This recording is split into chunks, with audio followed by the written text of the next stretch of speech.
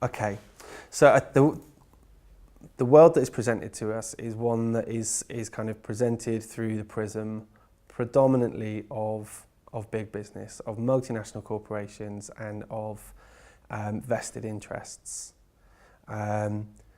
Cinema is no exception to that. Film is no exception to that.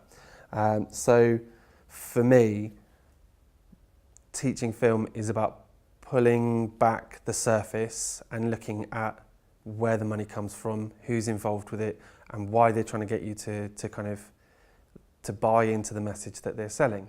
I think the main reason I chose to study film was just the fact that during school, when I was doing media studies especially, I kind of developed this love for storytelling, but never in the sense of, it was never so much in the sense of I like to tell a story by writing it, I like to tell a story by showing it. And obviously I did theatre as well, so that kind of played into it. I think that was the main thing, but also just the fact that I love films and you just get to escape in these films for 2 hours or however long they are, and you kind of get to leave whatever issues you've got behind. Because I love film and it's something that I've always been interested in. I always used to make films when I was younger, like silly little ones, but it's something that I've just always been interested in, so I thought I'd take it onto uni. And yeah, just something I'm really passionate about. My favourite bit about filmmaking is definitely the editing process. I like the editing process because that's where you have the most power over your film. This is the way you mould your film into a grand masterpiece in which, you know, dreams are made. It's nice to have a group of people who are all creative and all want to be kind of like part of the same thing and all want the same outcome, which is a good product, but also want to make it different, because normally, obviously, when you're in a team game, you want to win and you're all in the same kind of mindset. While in the world of film, when you're making films with groups, there's so many different ways, and it's not as singular. It's not just going in one direction in groups, you know, do this, do that, do this. There's a lot of fun and creativity. I don't think there's challenges. I think there's more opportunities. I think that with all the technology and the advancements, so utilising mobile phones, there's so many tools and gadgets that can be used now to actually still do filmmaking. It's a very different industry to when I was studying film. And I think there's a lot more opportunities than challenges. I think probably just the way that people look at student filmmakers from the outside, especially people who are more developed in the industry, I would probably say. Like, obviously everyone has to start somewhere. And I think people just look at student filmmakers as very amateurish and they don't really know what they're doing. So there's kind of like a negativity around it, if that makes sense.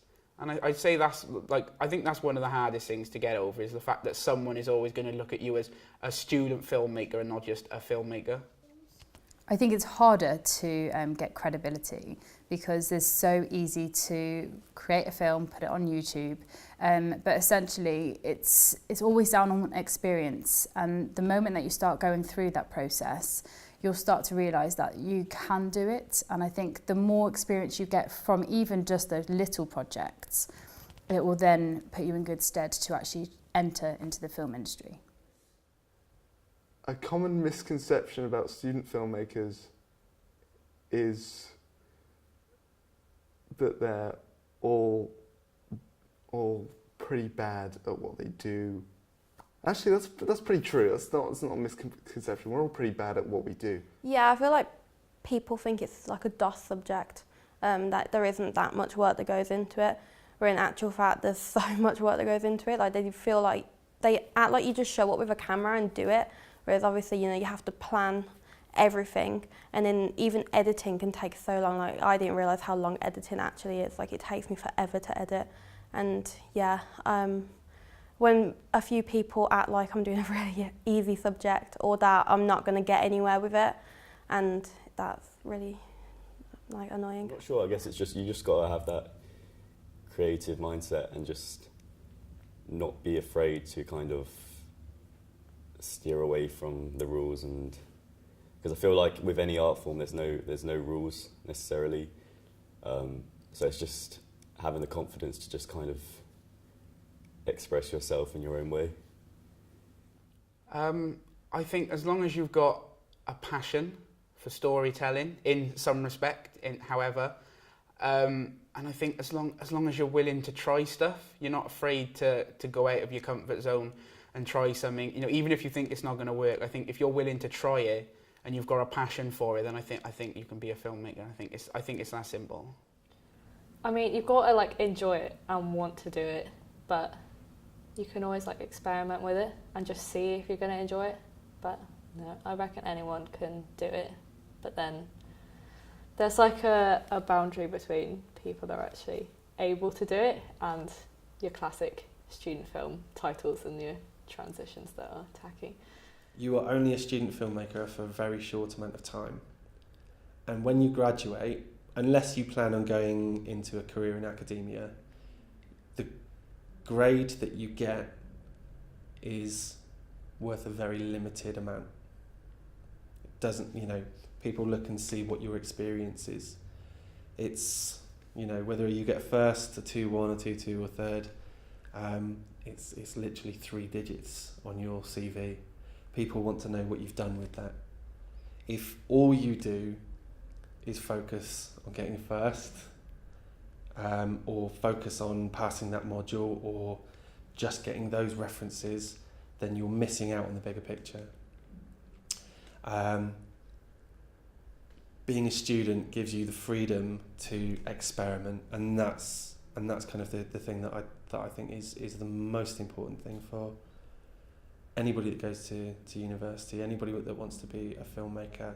Kind of just like, if you really want to do it, learn the equipment and how everything works, and then at least then you'll have some knowledge, and don't be afraid to ask for help as well, especially if you're struggling, and because no one's going to judge you, they're just going to offer help, and if they don't help you, tell them where to go.